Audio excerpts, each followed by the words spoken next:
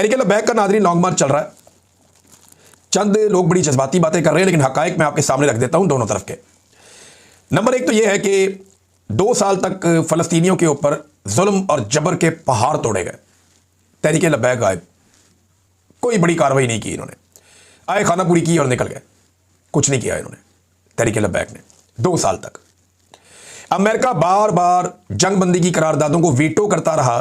यह American embassy जाने का इन्होंने कभी ऐलान नहीं किया, कभी नहीं किया।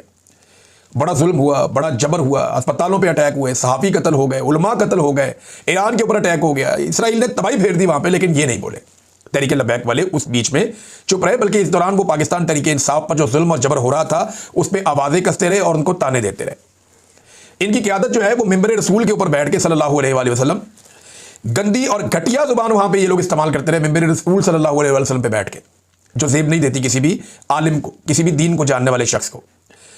तो लंबी खामोशी के बाद बड़े अजीब वक्त पर उन्होंने एहतजाज का ऐलान किया, और एहतजाज का ऐलान के लिए फिर कोई 8-10 दिन का टाइम दे दिया कि हम एहतजाज करेंगे फलाने दिन पे। अच्छा, जो ऐलान है ना, ये बात भी हमें ज़हन में रखनी पड़ेगी कि तहरीक लब्बैक ने जो ऐलान किया वो इसराइल के हवाले से जो पॉलिसी है हुकूमत की बदलती हुई उसके खिलाफ किया। लेकिन ये पॉलिसी आज तो नहीं बदली। ये तो हम आपको 2 साल से बता रहे हैं कि जो भी निकलता है फ़लस्तीन का झंडा उठा के उसको मारते हैं ये लोग। ये पॉलिसी तो बहुत पुरानी बदली हुई थी, शायद तहरीक लब्बैक को पता अब चला, तो उन्होंने उसके खिलाफ एहतजाज करने का फैसला किया।